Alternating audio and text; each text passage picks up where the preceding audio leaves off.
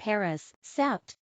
12. One person was killed after a civil security helicopter crashed on Sunday afternoon near the town of Villers-de-Lans in Isère, southeast France, said Interior Minister Gerald Darmanin.